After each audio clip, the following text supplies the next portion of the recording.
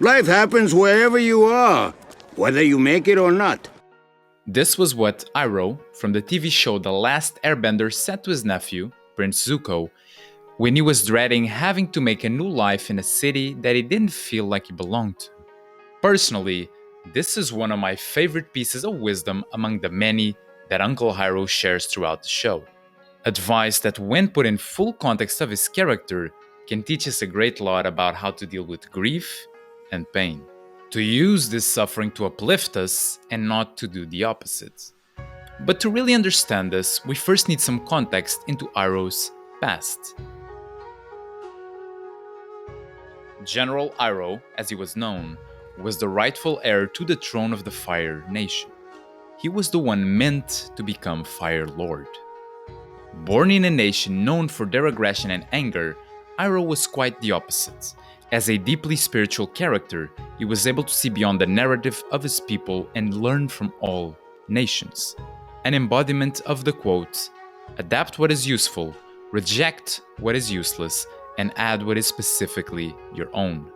Eventually, Iroh had a son, Lu-Ten, which he deeply loved and was extremely close to. During the 100-Year War, Iroh became a renowned general. While holding this rank, he tried to fulfill a lifelong dream of his of capturing the Earth Kingdom capital of Ba Sing Se. For 600 days he waged war on the city, being able to even breach the front wall. However, while fighting to go deeper into the city, his son Lu-Ten, who was fighting on the front lines, was killed. The most important person in his life was dead in the war that he waged. Overwhelmed with guilt and pain, General Iroh lost his will for conquest and soon abandoned the city. On top of this, he gave up his right to the throne, which his brother got as a consequence. Now, even though Uncle Iroh isn't a real person, the feeling of grieving and suffering is one very real to us. Especially if you were to imagine a situation where you'd feel responsible for the death of your own son. In that scenario, how do you think you'd act moving forward? With resentment, hatred, anger, and disgust towards yourself? A life of misery that would rub off on everyone you meet, or even worse, a life that would soon end by your own hands.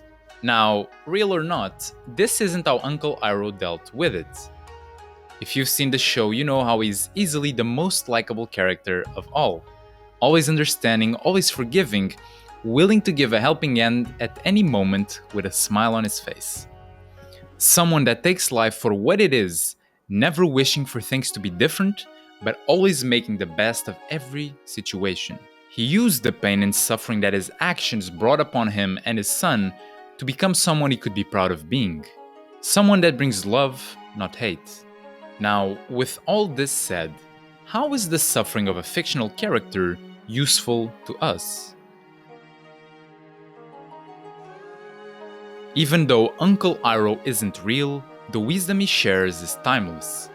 And if you're watching this right now, whether or not you're grieving like he was, you are at the very least dealing with some problems that cause internal conflict. This could be having some anxiety with a school exam coming up, a relationship that is a bit shaky, a job interview coming up, uncertainty about the future, or anything else that disrupts your emotional state.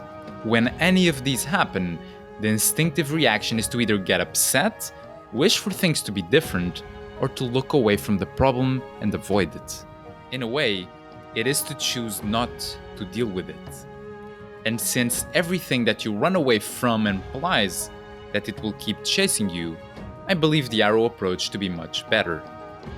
For how painful and uncomfortable it may be to deal with these issues, it is always better to listen to what they have to tell us and grow from them. To sit with the pain and allow it to speak whatever it has to say, so that then you can move on. A great way for me is to literally sit with the issue at hand. Finding a nice quiet place where I can sit or lay down, set a timer for 10 to 20 minutes, and just breathe, allowing all of the emotional conflicts to surface.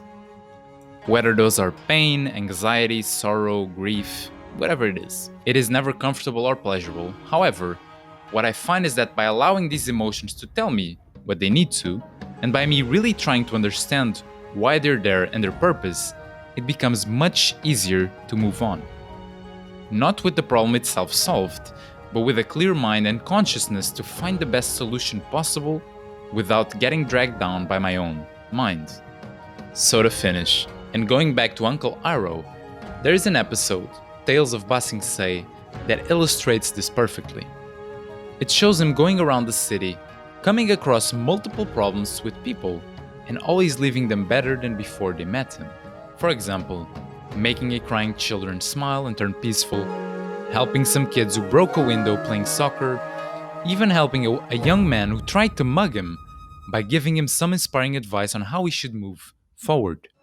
At the end of all of this, we see Iroh go up a hill, set a memorial with an image of his son as he cries, singing a beautiful song, showing that even though it still hurts, he's now better because of this pain. Thank you for watching. Leaves from the vine, falling so slow, like fragile tiny shells drifting in the foam. Little soldier boy, come marching home.